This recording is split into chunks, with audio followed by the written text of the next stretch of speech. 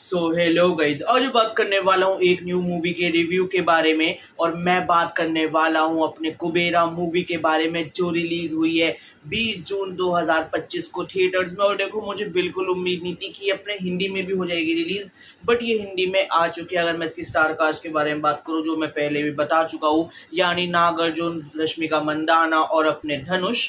और देखो, पर्सनली मुझे ना ऐसी मूवीज बहुत ज़्यादा अच्छी लगती है। अब तो और ज़्यादा अच्छी लगती है जब से मैं इस वाली अपनी फील्ड और इस डोमेन में हूँ, जिसमें ना दिमाग बहुत ज़्यादा लगाना पड़ता है, चाहे फिर वो अपनी वेब सीरीज़ हो या फिर मूवीज़ हो। हाँ ठीक है, हाउसफुल 5 हो गई है, इस टाइप की मूवीज़ है, ये तुम्हारे माइंड को एक रिलैक्स दे देती है कि अपने दिमाग को साइड में रख दो और इनकी जो बकचोदी है इसको अच्छे से इंजॉय करो। मैं यहाँ पे इनको क्रिटिसाइज नहीं कर रहा, बट हाँ, वो मूवीज़ भी अच्छी होती है। बट ऐसी मूवीज़ की भैया, ये 3 साढ़े 3 घंटे की मूवी अगर तुमने अपना 5 मिनट के लिए भी ध्यान हटाया, तो इस स्टोरी में आगे क्या होने वाला है उसका रेफरेंस तुम्हें पहले से नहीं मिलेगा। अगर मैं इस मूवी के प्लॉट के बारे में बात करूं, तो इसमें दिखाते हैं जो अपना जिम शेरिड होता है, हाँ वही अपना पद्मावत वाला, तो वो इसमें एक बहुत बड़ा बिजनेसमैन होता है। और ये सब अपने बे ऑफ बंगाल यानी अपने तमिलनाडु के पास में होते हैं, जहाँ पे ये डिग करना स्टार्ट करते हैं और वहाँ पे इनको मिल जाता है क्रूड ऑयल। और इस क्रूड ऑयल की अपनी बाहर मार्केट में यानी अपनी नेशनल और इंटरनेशनल मार्केट में कितनी कीमत होगी? इसकी कीमत होती है हजारों लाखों करोड़ों में। और देखो, तुमने अगर एक पोर्ट के पास ऐसे प्रॉपर तुमने अगर उसको डिग किया है, तुम क्रूड ऑयल निकालने वाले हो, तो वो सारी संपत्ति, वो सारा जो ऑयल है वो अपने देश का हो जाएगा। बट यहाँ पे जो अपना जिम शेरिड होता है वो अपने कुछ लोगों से मिलता है, अपने नेता वगैरह पुलिस वाले सबसे मिलता है, और सबके सामने वो डील रखता है कि देखो ये ऐसे ऐसे, अगर ये गवर्नमेंट के सामने बात नहीं आती है, हम इसको पैसे को आपस में बांट सकते हैं, बस तुम इसको साइन और अप्रूव करवा दो और जो उसका टेंडर है वो मुझे दिलवा दो, ताकि किसी और को इस बात की भनक भी ना लगे। यहाँ पे जो वहाँ का नेता होता है वो कहता है कि देखो, तुम्हारा ऑफर तो बुरा नहीं है, मैं इसको एक्सेप्ट कर लूंगा, बट हाँ देखो, छोटा मोटा कट मुझे दे देना। अब वो पूछते कितना कट, तो वो कहता है 1000 करोड़, सॉरी 1 लाख करोड़। हाँ, नेता कहता है देखो, मुझे 1 लाख करोड़ रुपए तुमसे चाहिए, क्योंकि इसकी वैल्यू कई हजारों लाखों करोड़ों में जाके बैठेगी।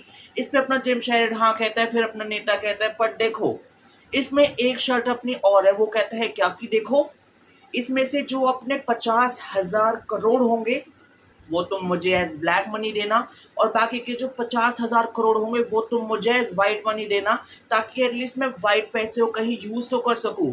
इस पर मेरा जेम्स शेरिड कहता है ये थोड़ा मुश्किल है, बट मैं कुछ ट्राई करता हूँ। उसके बाद दिखाते हैं अपने नागार्जुन को, जो अपने जेल में होते हैं अपने किसी एक चार्जेस पे जो उन्होंने नहीं किया होता। और फिर उसके बाद अपना जिम शेरिड उनको वहां से बाहर निकलवा देता है। अब वो उनको बाहर क्यों निकलवाता है? क्योंकि जो इसमें अपने नागार्जुन का करेक्टर होता है वो एक सीबीआई का बहुत बड़ा ऑफिसर होता है। वो बाहर आता है और जिम शेरिड कहता है कि देख, तेरे को भी तेरा शेयर मिल जाएगा, बाकी इससे हो जाएंगे, तो बस एक काम कर, तो मेरा जो ये ब्लैक पैसा इससे आएगा, इसको तू व्हाइट में किसी तरह कन्वर्ट करवा दे, इससे मेरी और तेरी दोनों की हेल्प हो जाएगी। नागार्जुन के पार एंट्री होती है अपने देवा की, यानी अपने धनुष की, जो अपने तिरुपति का एक बहुत भिखारी सा होता है। एंड देखो, पर्सनली इतना बड़ा एक्टर अपने भिखारी का रोल कर रहा है, उसको इतने अच्छे से पोर्ट्रे कर रहा है, इसकी मुझे बिल्कुल भी उम्मीद नहीं होती। तो जो अपना देवा होता है यानी जो अपने भिखारी होता है, उससे अपने नागार्जुन मिलते हैं, इनकी बात होती है। और फिर उसके बाद तब हमें देवा की थोड़ी बैक स्टोरी दिखाते हैं कि इसकी माँ मर चुकी है, इसने अपनी माँ से वादा किया है, माँ मैं 100 साल तक जीऊँगा, मुझे कुछ नहीं हो सकता। माँ कहती है बेटा विजय भव, कोई नहीं, चिंता मत कर, हम तो ऊपर से बैठे ही है। उसके बाद नागार्जुन अपने देवा को ट्रेनिंग देने लगता है कि देख, तेरे को भिखारी से इतना अच्छा बनना है, सूट बूट तेरे को राजा बाबू बनना है। अब वो क्यों बनना है, कैसे बनना है, वो तो मूवी में जाके बाकी चीजें खुद चेकआउट कर लेना। उसके बाद एक अपना हॉन्टेड सीन आता है, जिसके लिए भाई मैं इस मूवी में बिक चुका था। तो बेसिकली अपना काला समुद्र होता है, बहुत बड़ा जहाज होता है, उसके सामने एक इंसान होता है जो पानी में डूब रहा होता है, और पानी में बहुत सारी शार्क्स होती है जो इस इंसान को खाने वाली होती है।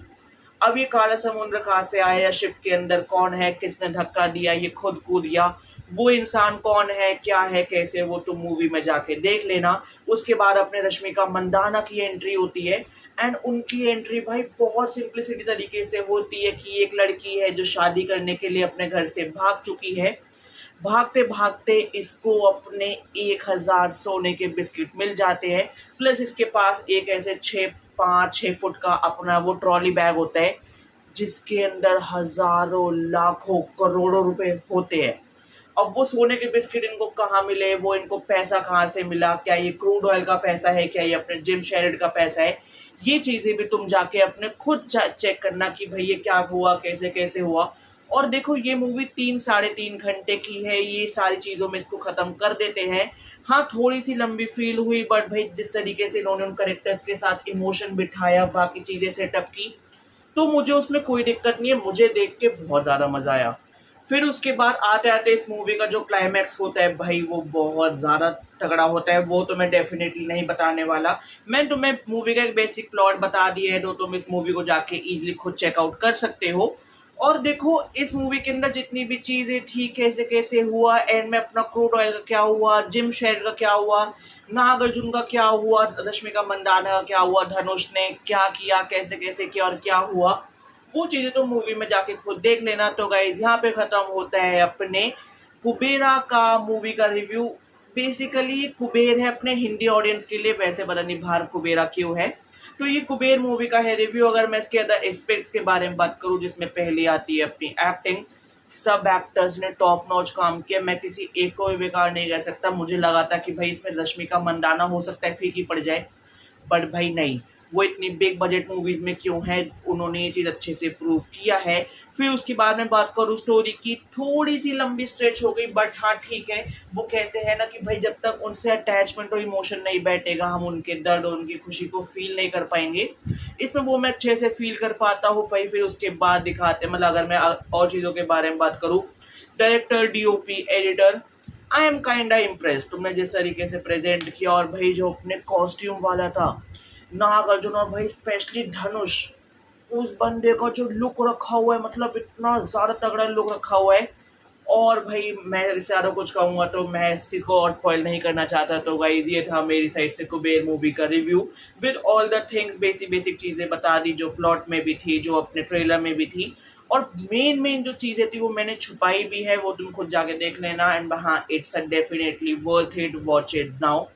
20 जून को 2 मूवीज आई और भाई दोनों ही कमाल की है। बाकी जल्द मिलते हैं एक और नई वीडियो के साथ। और अगर तुम अपने रश्मिका मंदाना, धनुष और अपने नागार्जुन इनमें से किसी के फैन हो, इंक्लूडिंग जिम शेरिड, तो मुझे प्यार बांटो। Bye bye guys.